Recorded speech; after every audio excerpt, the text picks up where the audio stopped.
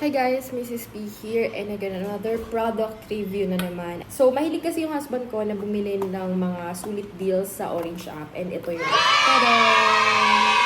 Less than 300 or less than 250. Ayun. Ito nga pala yung K9 wireless microphone. Kung ikaw ay vlogger, ikaw ay mahilig mag-live, ikaw mahilig mag-interview yung mga contents mo, podcast or what, ayun, pwedeng-pwede sa'yo to. Meron siyang apat na klase kung bibili ka. Meron siya for Type-C, meron din siyang for iPhone, meron siyang Type-C plus iPhone, meron din siyang Type-C plus iPhone plus V8. I-post ko yung product link sa description box sa baba. Check nyo na lang yun. Andun na rin yung list ng mga compatible gadgets niya dito. Actually, compatible naman siya sa iOS and Android. Plug and play din siya. It's just that sa Android, meron lang silang mga certain list of Android na test na nila. Kumbaga, sure silang walang problema. Check nyo na lang din yun. At ang kinuha namin for Type-C, which is Type-C na may dalawang microphone. So, buksan ko lang siya. Of course, sa loob, dahil nabuksan ko na nga siya, wala nang protective film yung isa. Ito meron pa. Ayan yung tape na yan. Ayan. And syempre, nandito yung receiver. Ayan. Syempre, nandito ang kanyang manual. Sa mga kagaya kung hindi masyadong nagbabasa ng manual or minsan lang. Well, para sa inyo, binasa ko na yan. Meron din siyang USB. Itong USB na to ay ginagamit pang charge ng microphone.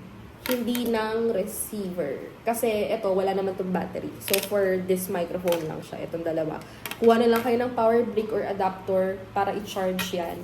Naririnig nyo ba? May fan ako dito sa gilid. So, tingnan natin kung pag sinaksak natin to at ginamit natin, mawawala. Okay, so dito muna tayo sa mic. Sa microphone niya, to power it on, yun nga, long press nyo lang dito sa button sa likod. Tapos magbiblink siya, ibig sabihin on na siya. Pero pag once na successfully paired na siya sa isang gadget, which is yung ngayon, makikita nyo, solid green na siya. Ayan, okay lang din kung isa lang ang gusto mong mic for now na gamitin at yung isa hindi mo siya gamitin, okay lang din. Pero okay lang din kung dalawa silang sabay nyo gagamitin. Magamit nyo sila. Meron din siyang mute and unmute. Kung gusto mong i-mute, ang gagawin nyo lang ay ipipress nyo lang ng isa dito. Yan.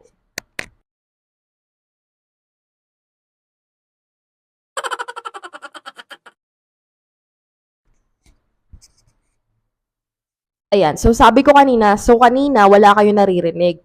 Prines ko lang siya ng isa. So, na-mute siya. Ngayon, ina-mute ko siya. Inalis ko yung pagka-mute niya. Prines ko ulit ng isa. So, nag-solid ulit yung kulay niya. Kanina kasi yung naka-mute, nagbi-blink siya. Nung tinanay kong alisin yung pagka-mute niya, nag-solid ulit yung kulay niya. So, ibig sabihin, gumagana na ulit siya. So, ganun lang.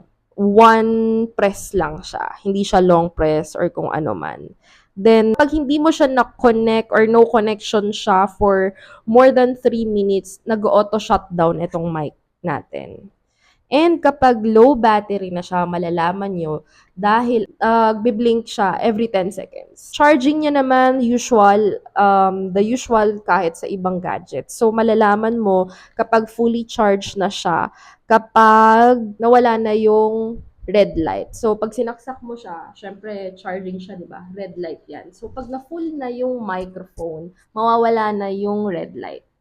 Ibig sabihin, full charge na siya. Sa mismong product link na yun, sabi, with one charge, it can last for more than 8 to 10 hours of usage. And yung sa compatibility niya, it's very wide kasi iOS, Apple Android phones, tablet, Type-C computer, laptop, okay siya. Plug and play.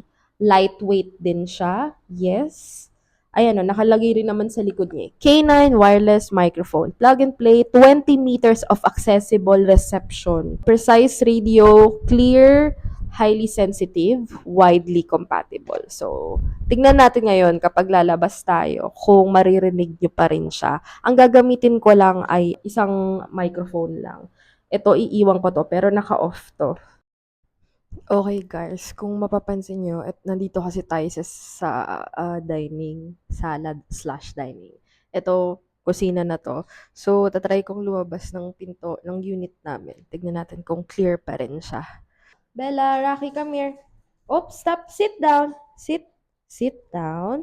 Si mama, lalabas lang si mama. Pero babalik din ako agad. Stay lang dyan, ha? Hindi mamamalengke si mama. Baka akalain nyo kasi matagal na naman ako. Stay lang. Okay? Wait lang. So, ngayon guys, eto, pumupulong na ako. Hello? Para siyang ASMR. Sit. Sit. Sit down. Good girl. Wait lang. Okay, ngayon lalabas tayo. So guys, nasa labas na ako ng pinto.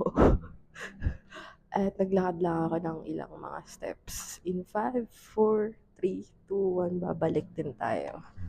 Tatan! Oh. Okay, so tignan natin ngayon kung malinaw ba siya. Papakinggan ko pa lang siya ngayon eh. Anyway. Wait. Sit, pretty. Sit, pretty.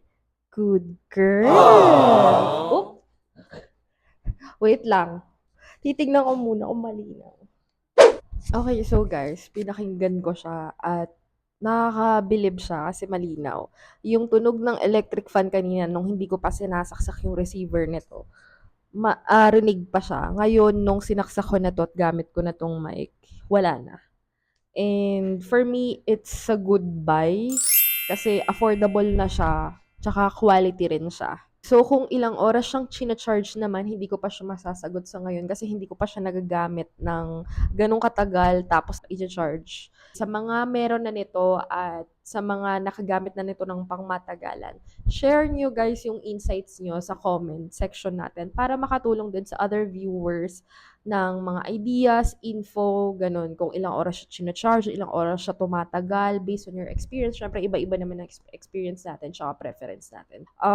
Tsaka sa mga beginners, sa beginner vloggers, or hindi pa kaya mag-invest sa mas mga expensive ones, mare-recommend ko siya kasi nung pinakinggan ko, okay yung quality niya, okay yung mic niya. By the way, pwede yung gamitin to ng sabay ha. Kaya, yung iba kasi may option na isa lang yung mic. Pero, si husband kasi kinuha niya dalawa para pag nagta-travel kaming dalawa. Kasi yung contents ko ay mostly travel din. So, eto, pwede siya. Pwede namin siyang naka-clip lang dito. And then, ayun, yung sa kanya naka-clip lang. Gamit siya both. At naglalakad na kami, nag-uusap kami. Pwede siya. So, ayun na nga, tinanggal na natin yung receiver sa mismong phone. So, etong naririnig yung boses ko, ito na yung mismong nanggagaling sa mic sa phone natin. Yung K9 natin ay tinanggal ko na. Yun lang guys. I'll see you guys sa other product reviews pa. And, ayun.